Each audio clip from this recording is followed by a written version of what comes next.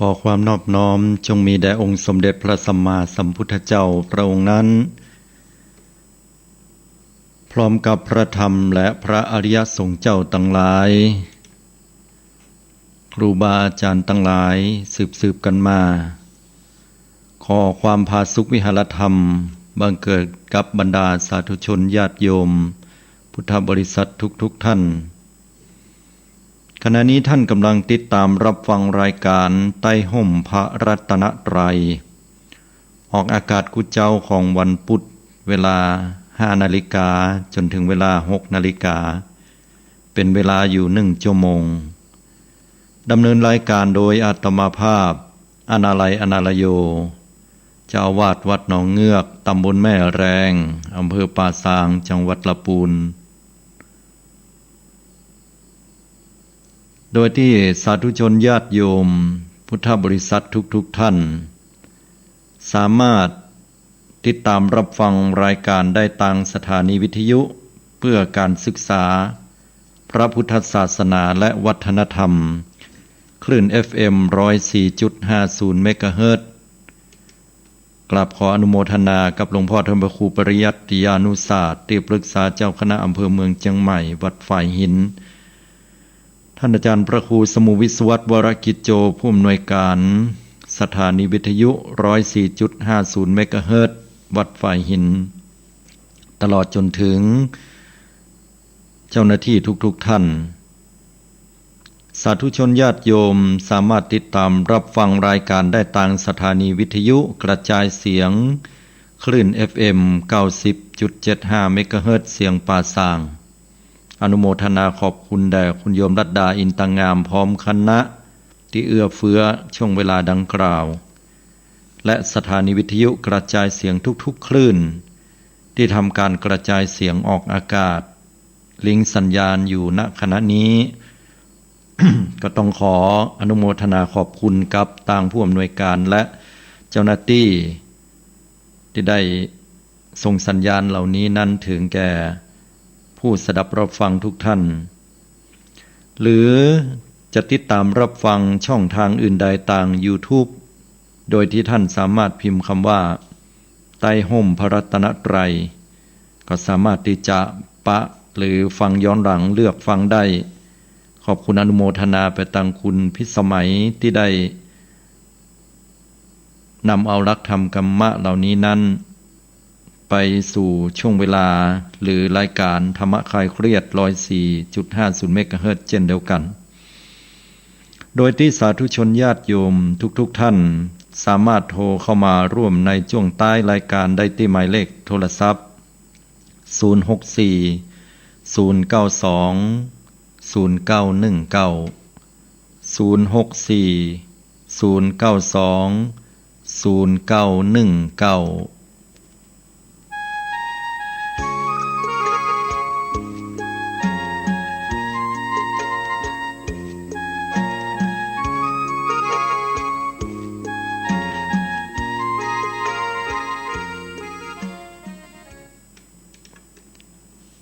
สาธุชนญาติโยมทุกท่านธรรมชาติมนุษย์คนเฮานั้น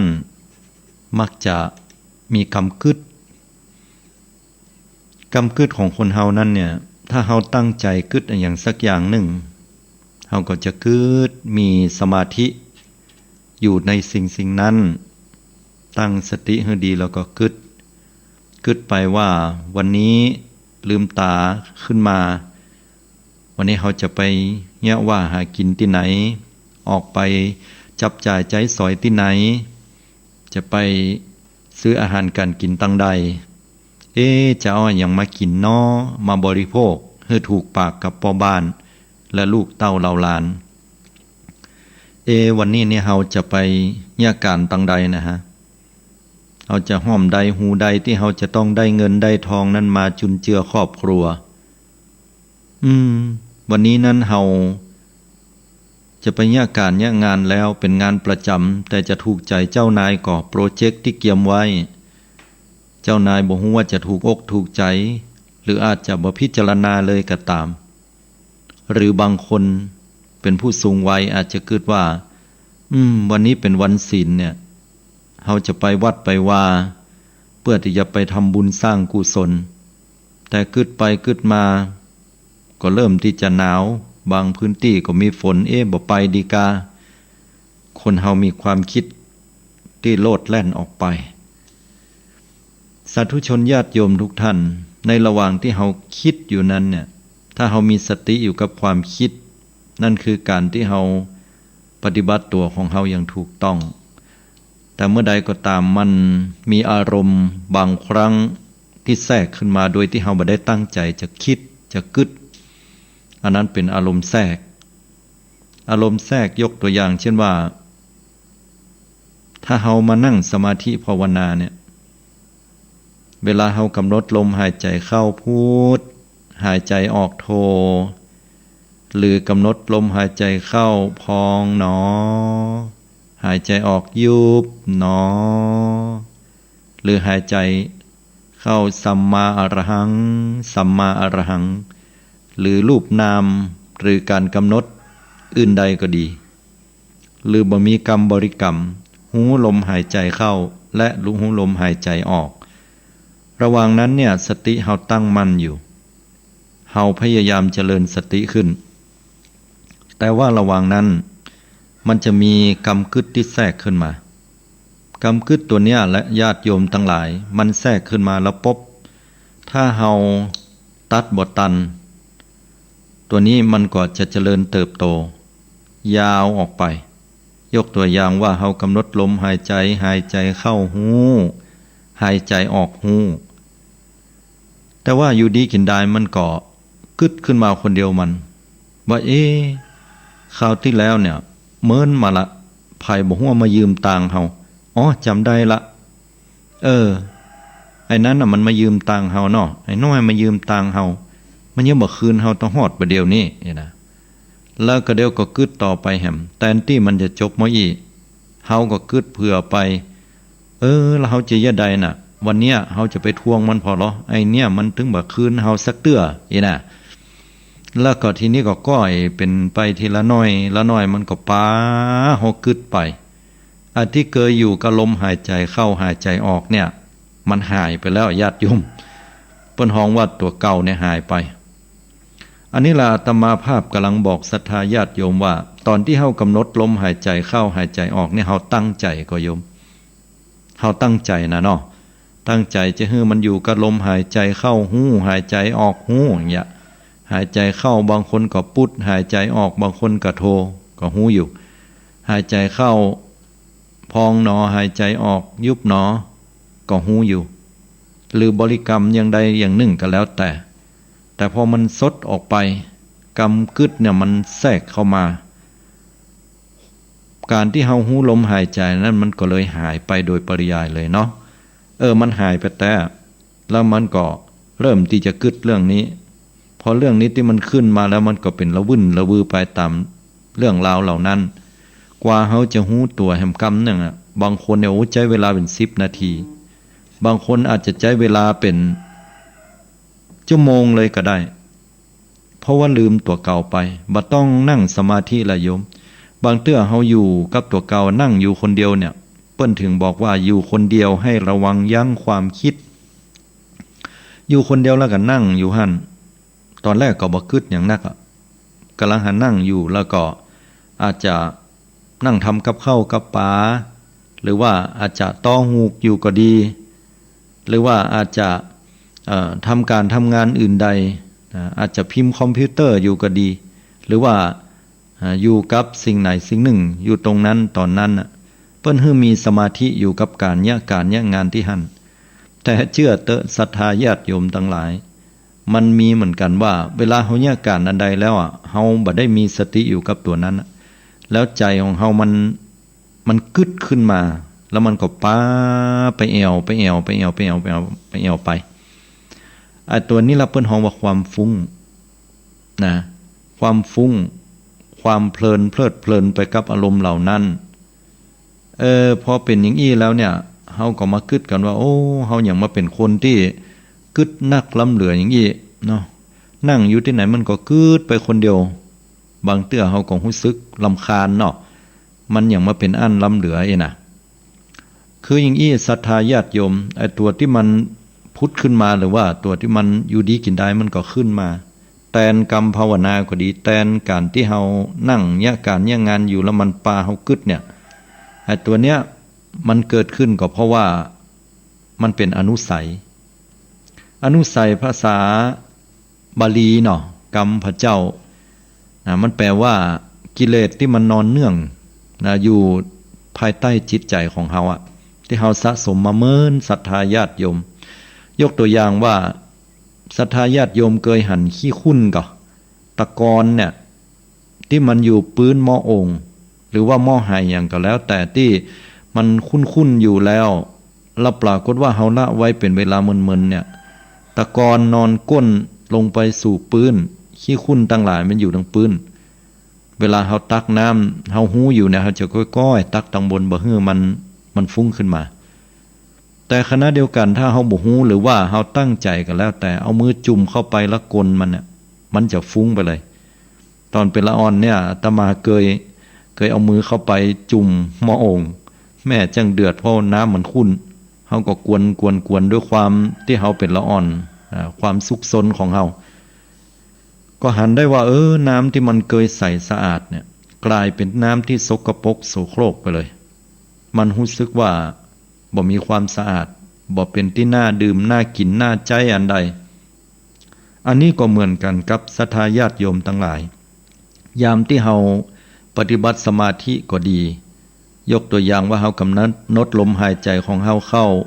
กำหนดลมหายใจของเฮาออกเนี่ยจิตใจมันยังสะอาดบริสุทธิ์อยู่แต่ขณะเดียวกันเมื่อกิเลสมันจรเข้ามาหรือว่าอนุสัยที่มันเคยนอนเนื่องอยู่ภายใต้จิตเนี่ยมันจะพุทธขึ้นมาหรือว่ามันจะ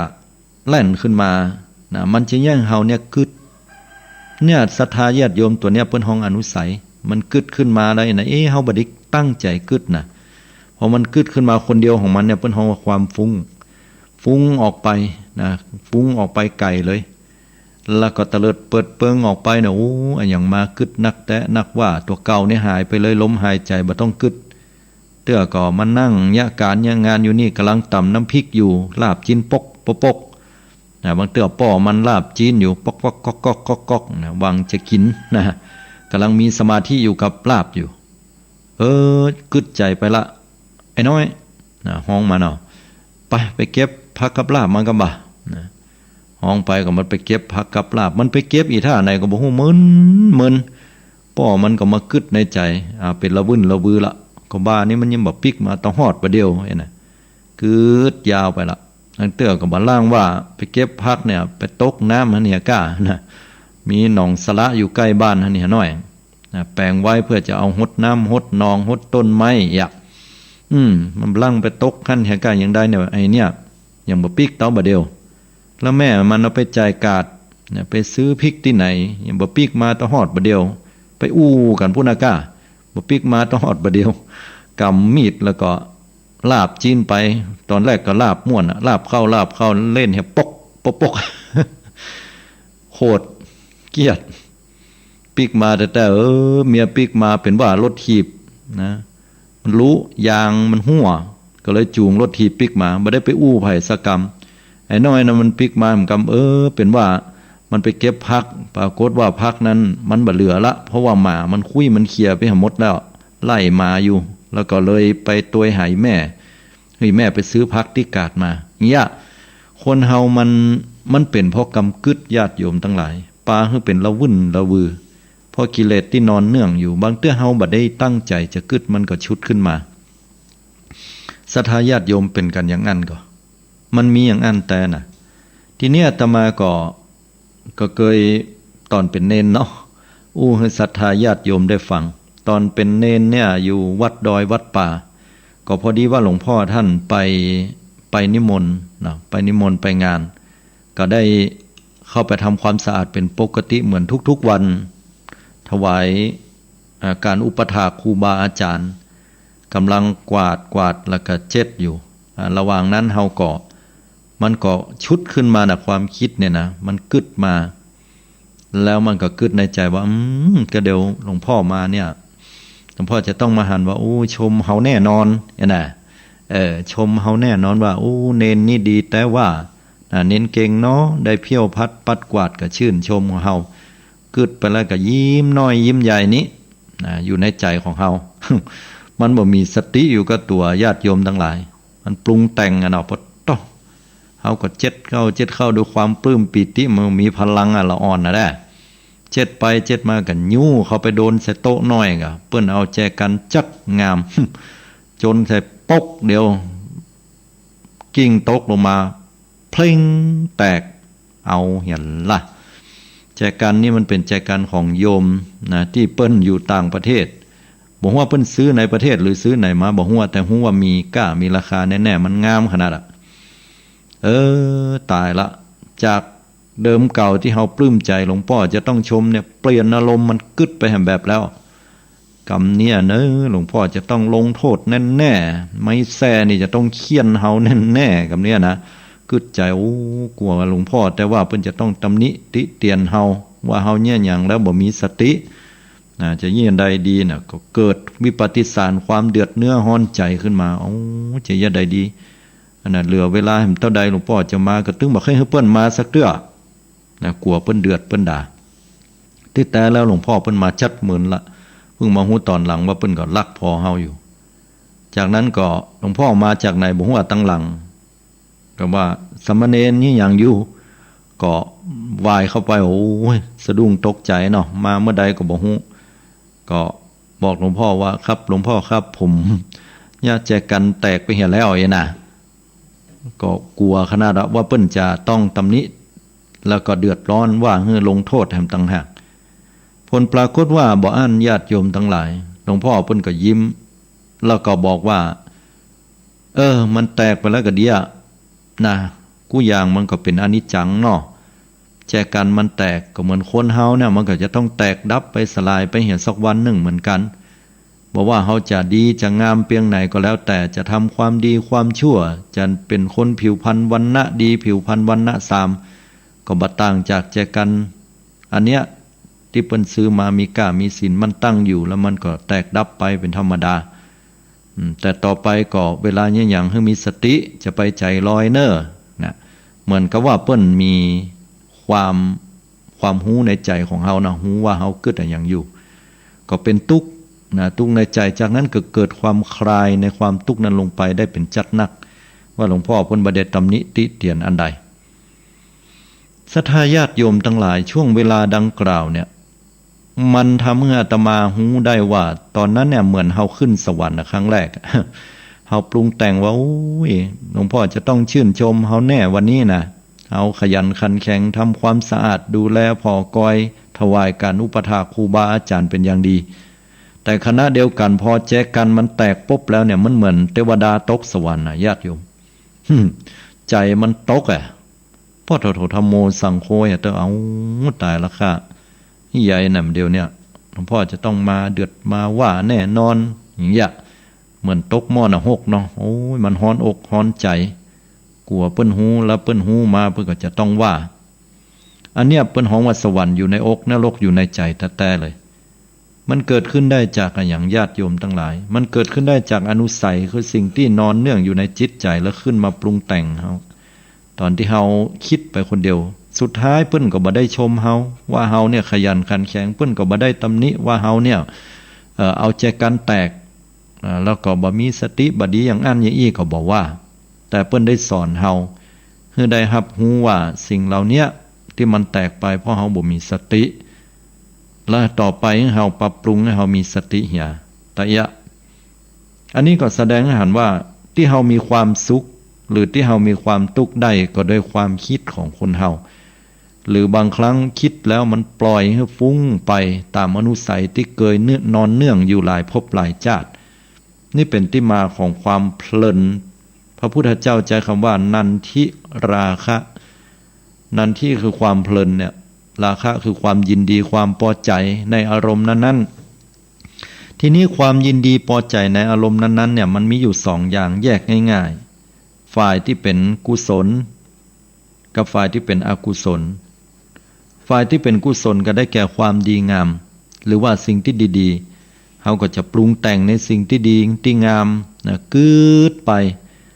ยกตัวอย่างเดี๋ยวนี้ศรัทธาญาติโยมอาจจะนุ่งลุกนึ่งข้าวเป่าไฟ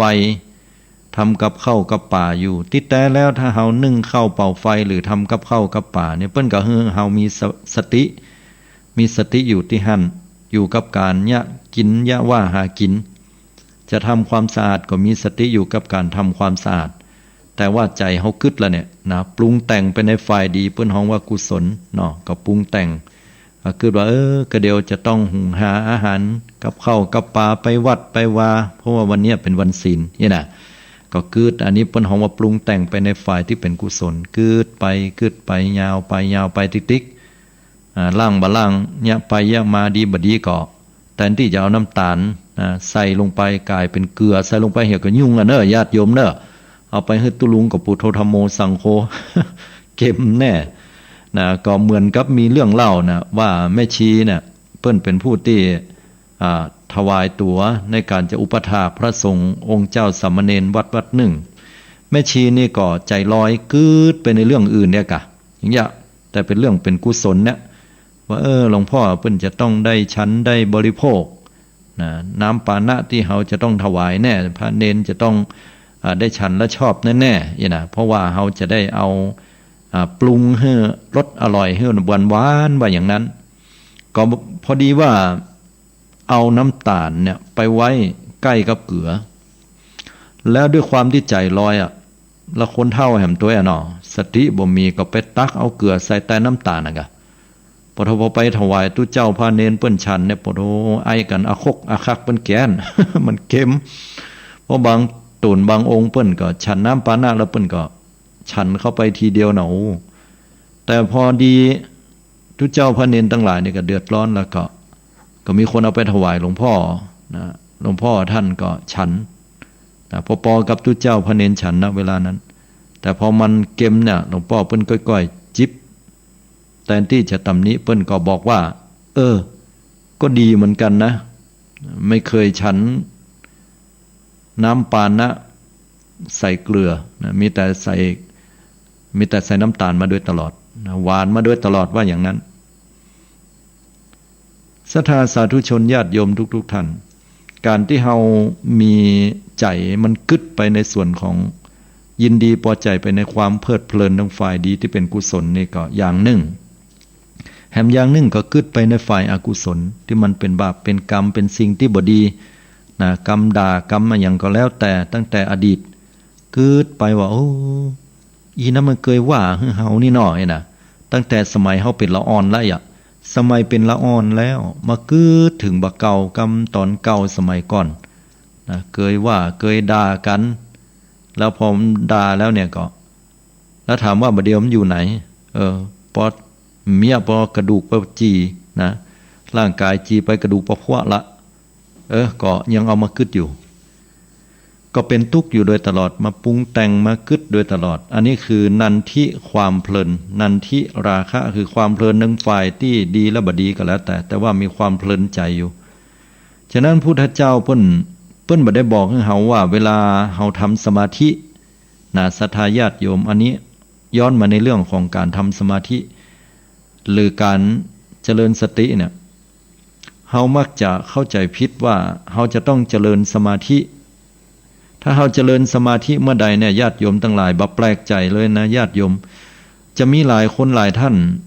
พอว่าก็พอแล้วกะพอเนี่ยนะสุมาเตอร์เป็นภาษาชาวบ้านว่าพอเนี่ยแก้วเราไปนอนวัดนอนวาแต่พอเวลาออกมาแล้วเนาะเลยวันศีลมาก็ดีอย่างก็ดีก็ยังมาเป็นละวุ่นละวือนะพออีลุงนั้นเนาะไปนอนวัดนอนวาแต่ก็ยังมาเล่าหน้าจากขวัญว่าอยู่โคตรเป็นฟืนเป็นไฟยี่หื้อน่ะบางเตื้อก็ว่าไปแผ่วว่าซาลาเปานอกขาวในดำไปปุ่นคือเขาต้องเข้าใจเนาะศรัทธาญาติโยมว่าท่านทั้งหลายที่ไปปฏิบัติธรรมหรือว่าเจริญสมาธิที่วัดเนี่ยเขาก็จะเอาตัวเนี้ยคำว่าเจริญสมาธิเนี่ยเป็นหลักแต่เขาบ่ได้เจริญอยู่อย่างหนึ่งคือบ่ได้เจริญสติถ้าเขาเจริญสมาธิพอออกจากสมาธิปุ๊บเนี่ยกิเลสมันก็เจริญงอกงามสมาธิเนี่ยมันเหมือนกับการที่เขาเอาหินเนี่ยไปทับหญ้าไว้หญ้ามันเจริญเติบโตบ่ได้ แต่เมื่อใดเฮาเอาหินออกเรียบร้อยแล้วหญ้ามันจะเจริญงอกงามขึ้นมาใหม่ได้แต่สตินี่เป็นตัวควบคุมเป็นตัวคอนโทรลไว้ถ้าเวลาเฮาเจริญสติแล้วเนี่ยบอกว่าเฮาจะอยู่ที่ไหนก็แล้วแต่นี่เฮาก็จะหันว่าสิ่งเหล่านี้อารมณ์เหล่านี้มันเกิดขึ้นมาเฮาก็ระงับยับยั้งได้เนี่ยเพราะฉะนั้นเมื่อเฮาเจริญสติเป็นหลักแล้วเพื่อจะให้เกิดสมาธิมันเป็นเพียงบาดฐานที่จะทำให้เกิดปัญญาขึ้นมาตามลำดับฉะนั้นศรัทธาญาติโยมเวลาเจริญเจริญสติจะเป็นสิ่งที่ดีบ่ควรที่จะไปเจริญสมาธิให้เจริญสติเป็นอันดับแรกก่อนแล้วสมาธิมันจะเกิดขึ้นตามลำดับเมื่อใดที่เขาเจริญสมาธิขึ้นมาแล้วเนี่ยพอเขาออกจากสมาธิแล้วมันก็จะเป็นระวุ่นระบือหลายๆคนก็จะเป็นอย่างนั้นไปวัดไปวาเปิ้นให้รับตาภาวนาเขาก็รับตาภาวนาไปอันน่ะพอออกมาเรียบร้อยแล้วก็บ่ได้สนใจอย่างสักอย่างคือเฮาเอาแต่สมาธิเฮาบ่ได้เจริญฝึกสติพุทธเจ้าให้เฮาฝึกสติมันคือมีสติอยู่ที่ไหนก็มีสติอยู่ที่ลมหายใจเข้าหายใจออกนี่แหละจะกึดก็ให้มีสติจะอู้ก็ให้มีสติจะยะก็ให้มีสติเปิ้นว่าอย่างอีแล้วก็เวลาใดก็ตามที่เฮาได้กึดไปเนี่ยเฮาตัดไว้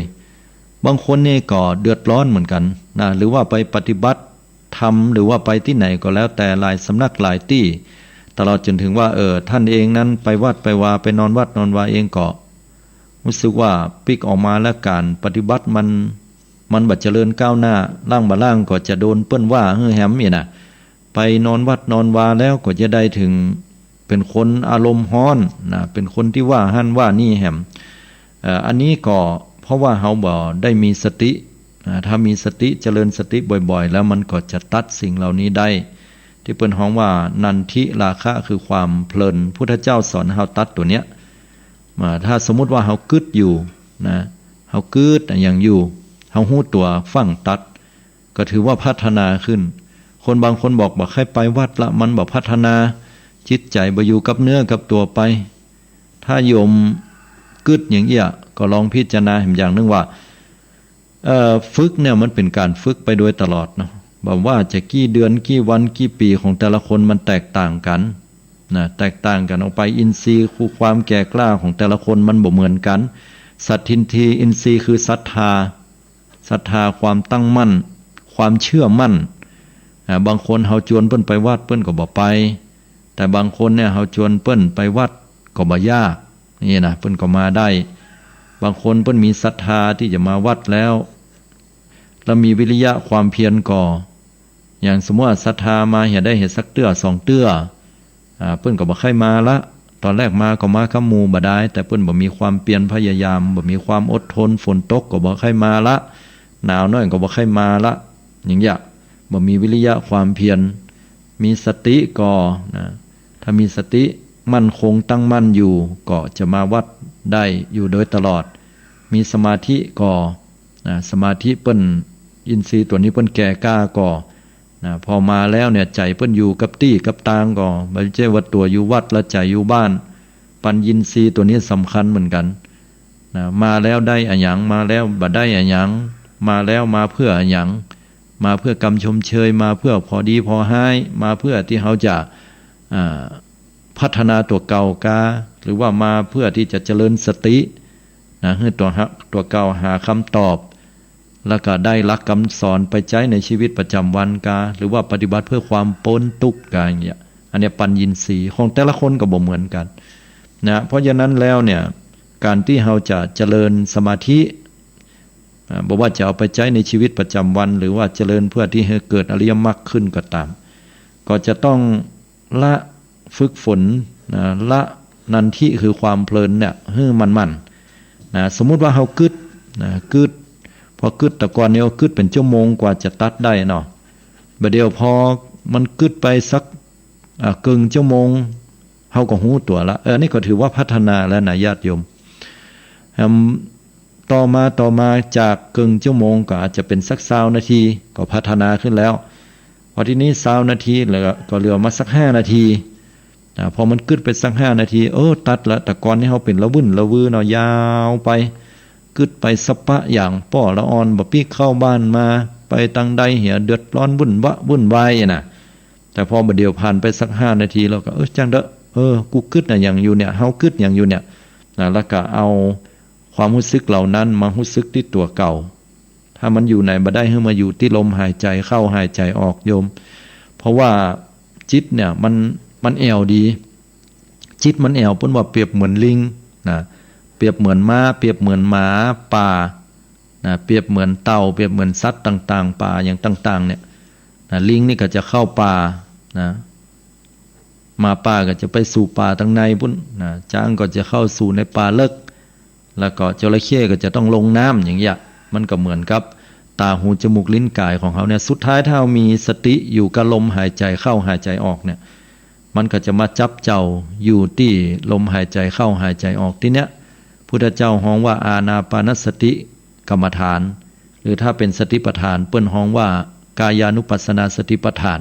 คือมาอยู่กับลมหายใจเข้าหายใจออกลมหายใจเข้าหายใจออกเนี่ยลมหายใจเนี่ยเป็นกายหนึ่งนะในสติปัฏฐานเปิ้นฮ้อง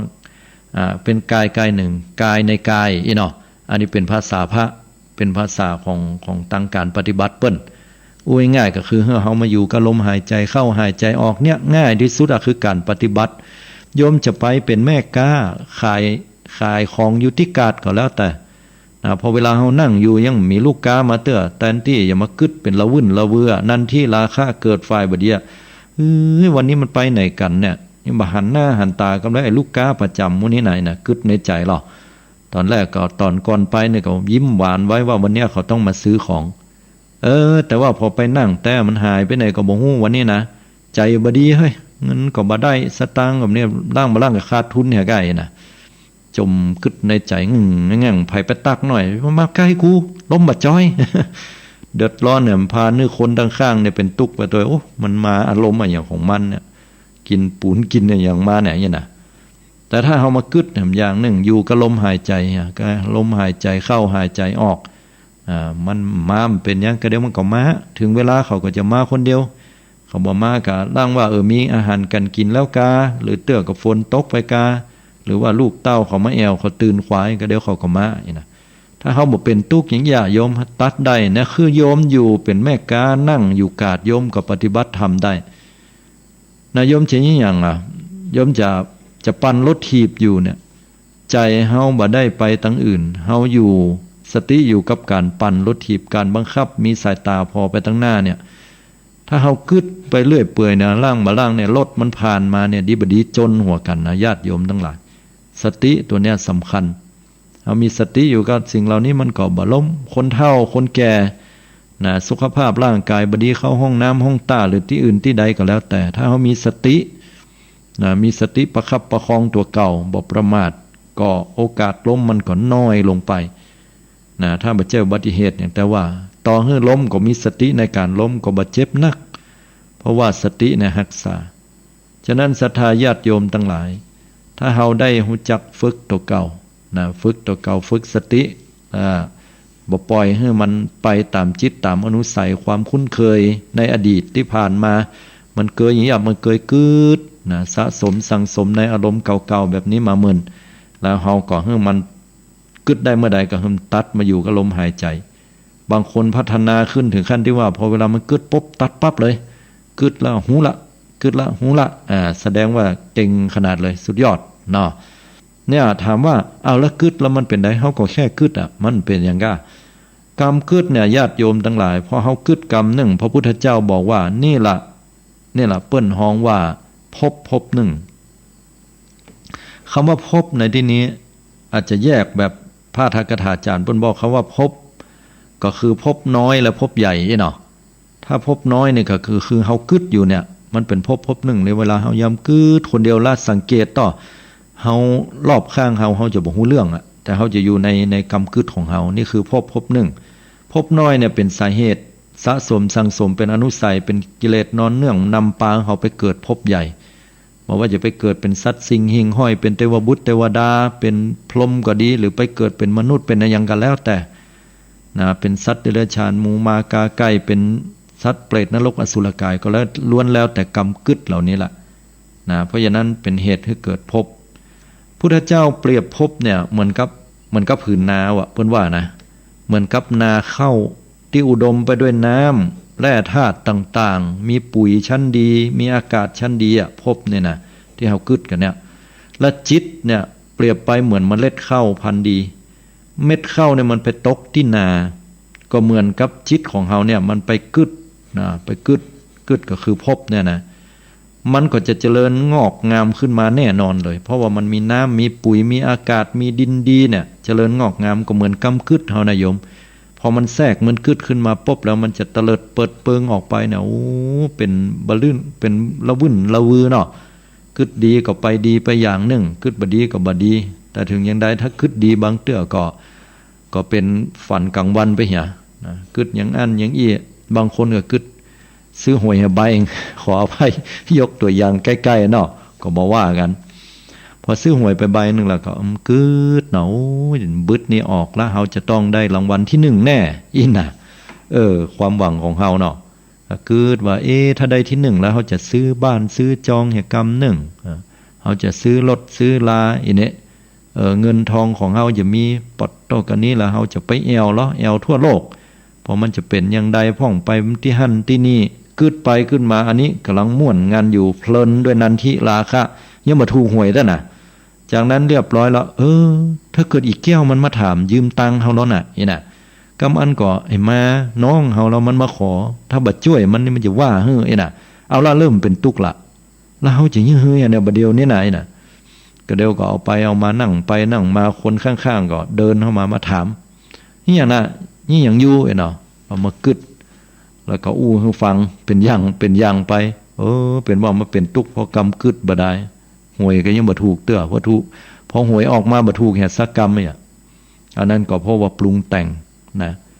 อันนี้เป็นตัวอย่างที่หันชัดเจนอยู่ในศรัทธาญาติโยมทั้งหลายก็เป็นตัวอย่างที่เพียงแค่ยกให้ท่านทั้งหลายมาพอบ่ได้ตัดภัยอย่างใดก็ต้องขออภัยไว้ตัวนี้เป็นเพียงแค่เหตุการณ์สมมุติให้หันความเป็นจริงเนาะฉะนั้นพุทธเจ้าเพิ่นบอกว่าให้เฮาอยู่กับลมหายใจละนันทิคือความเพลินบอกว่าโยมจะอยู่ที่ไหนก็ตามยากการยากงานโยมจะพอมือถืออยู่ก็ดีโยมต้องมีสมาธิกับการพอมือถืออยู่ที่หั่นแล้วก็เฮาก็ฮู้เวลาโดยบ่เพลินไปจนถึงขั้นที่ว่างานการเนี่ยมันบ่ได้ยะหรือเสียเวลาไปเวลาไหนก็เวลานั้นอย่างนี้เป็นต้นพุทธเจ้าบอกว่าบ่ให้เฮานั้นเพลินอยู่กับอารมณ์ต่างๆให้เฮานั้นละนันทิคือความเพลินเหล่านั้นถ้าเฮามีสติที่จะกึดก็บ่ถือว่าเป็นนันทิราคะความเพลินแต่ถ้าเมื่อใดเฮากึดไปแล้วมันมีอารมณ์อื่นมาแทรกเข้าไปเนี่ยแล้วเป็นละวุ่นละวือเนี่ยอันเนี้ยที่เป็นฮ้องว่าความเพลินในอารมณ์เนาะพุทธเจ้าบอกว่ามันเป็นเหตุทำให้เกิดภพแล้วก็ชาติชรามรณะก็โตยมานะเกิดมาก็จะมีสิ่งต่างๆในโตยมาเป็นยวงเป็นใยของมันเลยละจะเกิดก็เกิดภพเกิดชาติเกิดความทุกข์ความบัดสบายกายบัดสบายใจความคับข้องมองใจอย่างก็เกิดขึ้นมาได้ฉะนั้นเมื่อเราตัดตัวนี้มาอยู่กับลมหายใจนะก็เป็นเหตุเป็นปัจจัยให้การปฏิบัติที่ดีขึ้นและพ้นทุกข์พ้นยากได้บ่ต้องพ้นไปที่ไหนแม้ปัจจุบันอารมณ์มันไหนเกิดขึ้นมาอยู่กับลมหายใจแล้วมันก็จะเป็นปกติได้นะโยมนะอันนี้คือกรรมที่พุทธเจ้าเพิ่นสอนให้หมู่เฮาได้ปฏิบัติอย่างนี้เนอะก็ขออนุโมทนาตัวอู้กันมาเป็นเวลามึนพอสมควรละศรัทธาญาติโยมท่านไหนที่ฟังอยู่นะอยู่ตังใดโทรเข้ามากันได้0640920919เวลาประมาณ15นาทีจากนี้ไปเนาะโทรมาตักมาตายมาอู้มาจากกันได้ศรัทธาญาติโยมทั้งหลายวันนี้บ่ได้นำเอาธรรมพื้นเมืองมาเทศนะเป็นภาษาธรรมะธรรมยองให้ฟังเปลี่ยนบรรยากาศพ่องเนาะบางครั้งก็เอาเป็นเรื่องของวัฒนธรรมประเพณีเรื่องราวเหตุการณ์ปัจจุบันหรือบางครั้งก็จะเป็นเรื่องของธรรมะนะการใช้ชีวิตประจำวันอย่างวันนี้เนาะรวมถึงบางครั้งก็เป็นเรื่องของการเทศธรรมแบบยองภาษายองอย่างเงี้ยเป็นต้นก็ศรัทธาญาติโยมสามารถที่จะโทรเข้ามาร่วมในช่วงท้ายรายการช่วงนี้ได้0640920919โทรเข้ามาได้เนอะ2277ขออนุญาตรับสายเจริญพรโยมแม่ฟังอยู่เนิ่น จาก ครับสวัสดีเจ้าจากตั้งใดจ้าแม่อยู่ตลาดดอยสะเก็ดเจ้าบ้านตลาดแม่ศรีวิไลเจ้าสาธุแม่สิไลเจ้าถามเราโยมบางเตื้อนั่งอยู่ดีกินได้มันกึดขึ้นมาคนเดียวอีมีเนาะเป็นธรรมดาปกติความจริงเจ้าเจ้าแล้วมันได้สติสอนใจนักเจ้าเนี่ยได้ดีเจ้าเจ้าตีเจ้าก็อย่าไปลืมมันเอาไปใจเนอะเจ้าอนุโมทนาบุญเนาะสาธุสาธุสาธุสาธุเจ้าเจริญปอนคุณโยมแม่จันสมใจปัญญามั้งก่อไหวสาเจ้าวันนี้ดีมากวันนี้เทศดีมากเทศดีมากอย่างใดลองว่ามาเหรอดีที่สุดเรื่องสมาธิเรื่องเข้าแต่มื้อไหนเข้าลองคิดดูเนาะแต่ก็ลืมแม่คิดจนมันจะต้องได้อ่ะเหรอมันก็เป็นธรรมดาเนาะคนเฮามันก็มีพองเนี่ยจิตมันลุกออกไปก็เปิ้นเหิดดึงเปิ้นเหิดตัดละอารมณ์นั้นแล้วมาอยู่กับลมหายใจเพิ่นว่าอย่างนั้นนะนั่นน่ะแล้วจังได๋ว่าสาเจ้าอู้กันกำเดียวแต่เมื่อกะโชคดีสาธุสาธุมาเบยไปเบยก็ได้7631เจริญปอนไม่ลงฟังอยู่เนอบุญกรรมบุญจู้ไม่ลงอยู่คนเดียวกะลงอยู่คนเดียวลงไปหนึ่งเขาแล้ววิทยุไปโจยแล้วกันเดียวสมมาห้องจะไปบาทวันนี้วันพระเนาะจะไปใส่บาทไปลืมนะลงก็ตั้งใจอยู่เนอแม่นลงเดี๋ยวเกินบอกเกินถ้าอยู่คนเดียวเนี่ยถ้ามันกึดนี่นะไม่เจ้าไปนั่นเนาะแล้วไม่เจ้าบ้านใหญ่ไปลืมลมหายใจกะอยู่กับลมหายใจเข้าหายใจออกหั่นเด้อจ้าบ้านจ้าอนุโมทนาเนาะจ้าสาธุ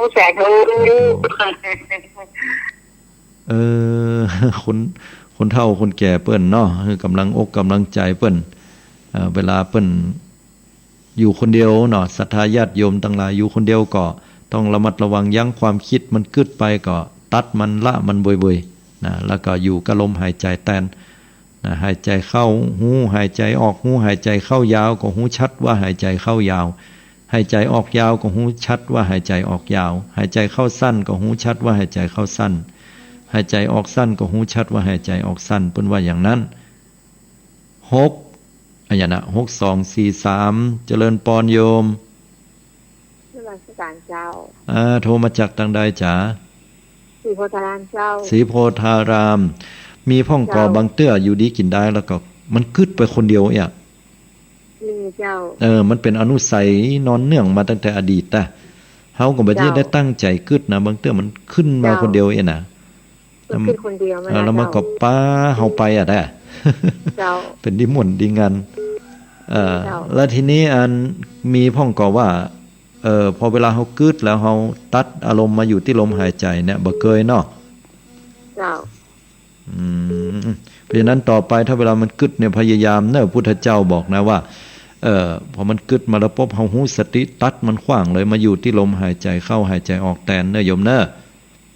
เฮาก็จะบัดตุกคนเฮามันเป็นตุก 90% 95% เพราะกรรมกึดเนี่ยนะที่เป็นตุกกุวันนี่นะลูกเต้าบ่อยู่ใกล้กานะพ่อมันบ่ปิกมาแม่มันไปทางใดก็บ่ฮู้อีกเป็นตุกก็เพราะกรรมกึดถ้าคนเฮาเปลี่ยนมาอยู่กับลมหายใจเฮาจะบ่เป็นตุกนะโยมนะจ้ะอนุโมทนาตัวเนอที่โทรมาเป็นกำลังใจให้เนอสาธุสาธุขอบคุณที่โทร6338เจริญปอนนมัสการเจ้าเจริญปอนคุณโยมพิสมัยมั้งก็เจ้าปกติแล้วเนี่ยอยู่กับอารมณ์แล้วมันก็จะลอยไปเนาะหรือว่ามันกึดไปคนเดียวของมันเนี่ยอันนี้เป็นบ่อยกับโยมเจ้าเป็นมันเหมือนกันแล้วว่าที่นิ่งที่สุดเนี่ยเวลาปั่นรถถีบจ้ะนิ่งที่สุดคือปั่นรถถีบจ้ะปั่นรถถีบแล้วก็สินับไปตัวนับ1 ถึง 100นับ1 ถึง 100ได้กี่ร้อยแล้วนับไปโดยคือปั่นรถถีบอยู่กะตี้แล้วก็นับไปโดยเป็น100เนาะแม่น ก็ออกกำลังกายแบบนั้นแล้วมันจะนิ่งมาก อ่า เพื่อแต่ว่ามันเลิมเขาก็เลย มันจะทำเขานิ่งมาก ดีเพราะว่ามีสติกับคณะที่ปั่นอยู่เนาะ จ้าแม่นน่ะ แต่ถ้าเรา สยจ้ต่อ ใช่แต่ถ้าเราบ่ได้ปั่นรถถีบอยู่บ่ได้เนี่ยความคิดมันแล่นออกมามันคิดออกมาเนี่ยก็ตัดอารมณ์นั้นให้มาอยู่กับลมหายใจนะโยมเนอะพุทธเจ้าเพิ่นให้ว่านะบางทีก็ที่ใจสมาธิที่ก็ถูบ้าน นั่นน่ะถูบ้านก็ต้องมีสติอยู่กับการถู กันนะกำอ่านกับมื่นครับ แม่นถูกต้องถ้าบ่มีสติคิดไปอื่นมันก็จะมืดเนาะ อนุโมทนาตัวเนอร์ จ้า ขอบคุณหลายๆที่ได้แชร์อันนี้ไปเนาะก็ขอให้ช่วยแชร์กันไป จะได้เป็นประโยชน์ต่อผู้ฟังตัวเนาะ จ้า สาธุโชคดี064 092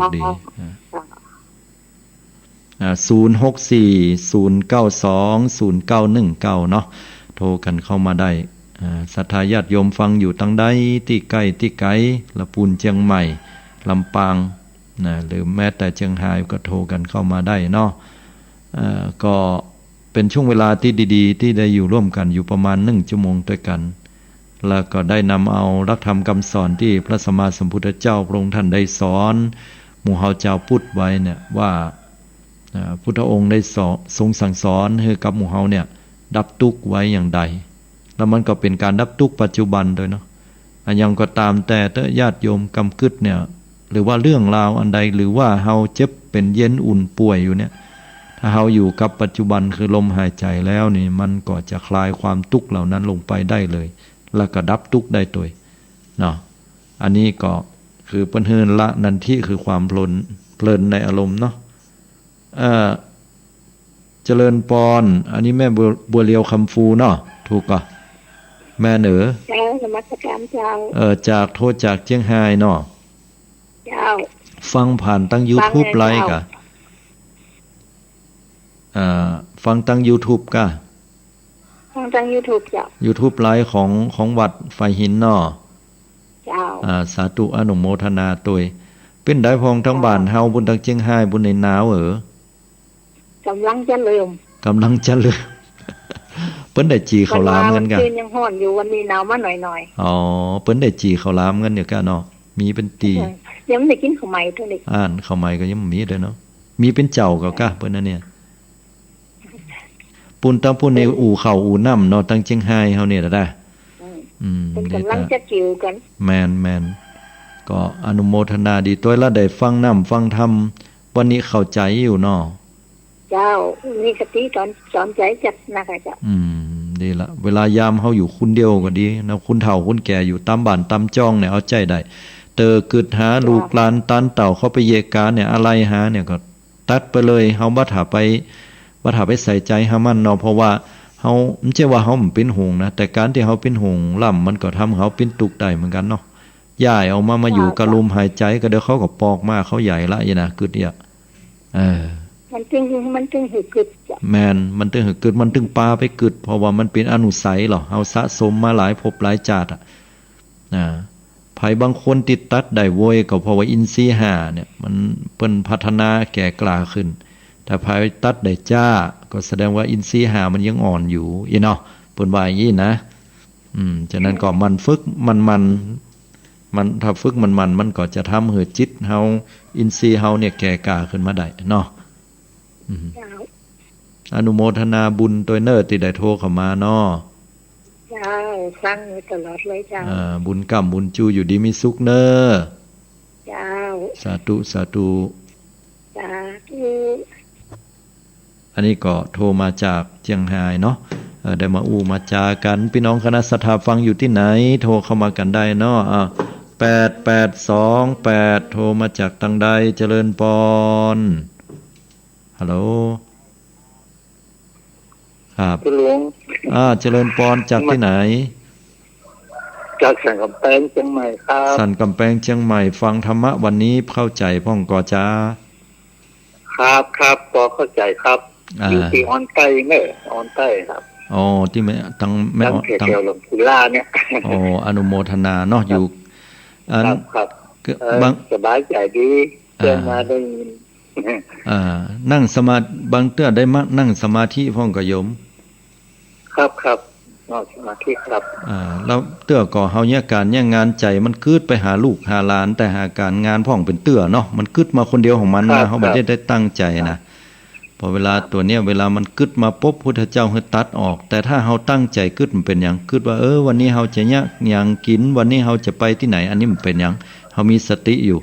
แต่เมื่อใดเฮานั่งเนี่ยการเนี่ยงานแล้วโยมเขาก็มันขึ้นมาคนเดียวละปาเฮาไปในอดีตไปกึดเรื่องราวอดีตนี่นะหรือว่ากึดกังวลใจไปอนาคตนี่พุทธเจ้าวันนั้นที่ราคะต้องละความเพลิดเพลินอยู่มื้อนี้จะได้ก็อนุโมทนาตัวเน้อที่ได้โทรเข้ามาบุญกรรมบุญจูธรรมะสบายใจดีแม่นสาธุน้อที่แกก็เป็นใจดีเนาะดีละบุญกรรมบุญจูเน้ออยู่ดีมีสุขเน้อติดตามรับฟังต่อเน้อครับสาธุอันนี้ก็เป็นหน้าบุญกุณตาลเนาะโทตังไม่อ่อนเนาะเป็นพระอานิสงส์ผลบุญกับต่อกันและกันยังโทรเข้ามากันได้เน้อญาติโยม0640920919อาตมาบ่ได้บอกว่าอันกำกึดหรือว่าความคิดคนเฮาเนี่ยมันบ่ดีไปทั้งหมดมันใช่นะอย่างยกตัวอย่างว่าเฮาตั้งใจกึดว่าวันนี้เฮาจะไปวัดไปว่าอันนี้ก็เฮามีสติอยู่เฮากึดไปในเรื่องอะไรอย่างก็แล้วแต่บ่ให้มันฟุ้งบ่ให้มันมีอารมณ์ใจที่มันเฮาบ่ได้ตั้งใจกึดแล้วมันพุทธขึ้นมาคนเดียวเนี่ยอยู่ดีกินได้มันก็กึดปาเฮาไปสู่อารมณ์ของในอดีตที่ผ่านมาแล้วเป็นวิปฏิสารความเดือดเนื้อร้อนใจนี่ก็เป็นนันทิราคะพุทธขึ้นมาแล้วก็ปาเฮาไปปุ่นไปในอนาคตการเกิดความวิตกกังวลว่าอย่างนั้นแบบนั้นแบบนี้เนาะยกตัวอย่างว่าเฮาจะอย่างใดดีเหียลูกหลานตานเต้าเขาไปอย่างใดเขาเป็นอย่างใดอย่างเงี้ยเฮาก็กำลังกังวลใจบางเตื้อเฮาก็กึดแทนคนอื่นเขาไปอีกก็มีอันนั้นก็ตัดตัวนั้นเหียพุทธเจ้าว่ามันบ่เป็นประโยชน์มันเป็นการต่อภพต่อชาติเฮาก็มาอยู่กับลมหายใจเข้าหายใจออกลองยะเน้อญาติโยมทั้งหลายบ่ใช่ว่าแนะนำอย่างเดียวนะถ้าเฮาได้ลองยะปฏิบัติไปเนี่ยมันจะเกิดบุญอานิสงส์อันมหาศาลยิ่งใหญ่แท้ๆเลยเป็นบุญที่เฮาบ่ต้องได้เสี่ยงสตางค์โยมทำบุญบางเตื้อเฮาต้องได้เสี่ยงสตางค์ตาลเนาะรักษาศีลเนี่ยบางทีเฮาก็บ่ได้เสี่ยงตังค์นะแต่ว่าเฮาก็จะต้องบางเตื้อก็ฝืนใจเหมือนกันนะฝืนจิตฝืนใจเฮาบ่ฆ่าสัตว์ตัดชีวิตหยังแม้ว่าเฮาจะมีความจำเป็นว่าต้องฆ่าป่าเลี้ยงชีพพี่เนาะแต่ว่านี่เป็นเรื่องของศีลแต่เรื่องของการภาวนาเนี่ยญาติโยมทั้งหลายยิ่งสูงขึ้นไปเท่าใดก็ยิ่งบ่ต้องได้ลงทุนในอย่างนักหรือว่าแทบบ่ต้องได้ลงทุนในอย่างเลยเหมือนพุทธเจ้าบอกว่าเฮามีลมหายใจเนี่ยเฮาก็ใจลมหายใจให้มันเป็นประโยชน์และตัวเนี้ยก็เป็นที่ดับทุกข์ดับโศกได้อย่างแท้จริงตัวดับภพดับชาติการเกิดให้ถึงฝั่งมรรคผลนิพพานได้ตัวพุทธเจ้าทรัตพยาเนี่ยเป็นพระพุทธเจ้าตรัสรู้นะก็ไม่ได้หมายความว่าพุทธเจ้านั้นจะต้องไปเนี่ยการเนี่ยงานหรือว่าไปทำสิ่งอื่นเปิ้นก็คู่เข่าคู่ขาเนี่ยเข้ามาโดยรอบก็คือนั่งสมาธินะตั้งกายให้ตรงดำรงจิตให้มั่นกำหนดลมหายใจเข้ากำหนดลมหายใจออกอยู่กับสิ่งเหล่านี้แล้วก็ทำมันเนี่ยมันถ้าเฮาเนี่ยไปแล้วจิตมันตั้งบ่ได้หมายความว่าเนี่ยน้อยเดียวแต่ใช่นะถ้าเวลาเฮานั่งไปแล้วหรือว่ากำหนดลมหายใจได้แล้วนะแล้วก็ละความเพลิดเพลินเหล่านั้นได้จิตมันตั้งมั่นเนี่ยย่อมมีอานิสงส์นักแม้เพียงว่าความสงบนั้นจะเกิดเพียงแค่จ้างกระดิกหูงูแลบลิ้นขึ้นมาเนาะอันนี้ก็มีอานิสงส์มากปวงหลวงหลายยิ่งใหญ่เหลือเกินอันนั้นก็ขออนุโมทนากับทุกท่านญาติโยมที่ได้โทรเข้ามากันเนาะเอาไปใช้ในชีวิตประจำวันของเฮาเนอะอาราศรัทธาญาติโยมทั้งหลายนำเอารายการมาในช่วงท้ายของรายการบางวันก็อาจจะมีการเตะทำพื้นเมืองพ้องเนาะบางวันก็จะมีเกี่ยวกับเรื่องของการบรรยายบางเตื้อก็เอาเรื่องราวประวัติศาสตร์หรือตำนานอื่นใดมาอู้ศรัทธาญาติโยมเพื่อจะได้ควบคู่กับเรื่องของธรรมะ หรือเหตุการณ์ปัจจุบันอื่นใดก็ดีเนาะสำหรับวันนี้ก็ได้นำเอาในเรื่องของแนวทางการปฏิบัติ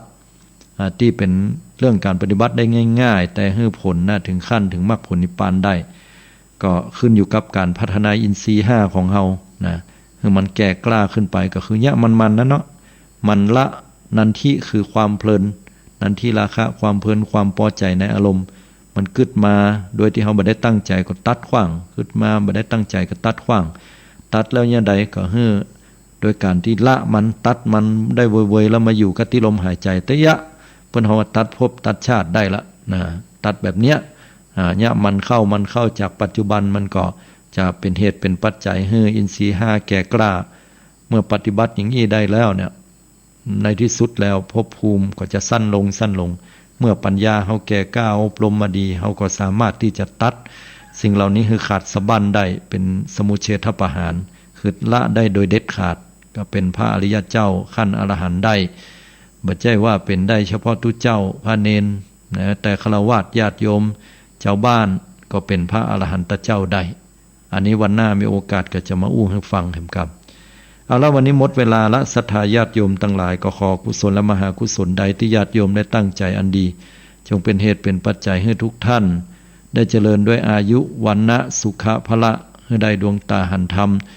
ถึงฝั่งมรรคผลนิพพานพ้นทุกข์พ้นยากมีความสุขแม้ปัจจุบันนี้โดยเช่นกันด้วยการอยู่กับลมหายใจขอเจริญพร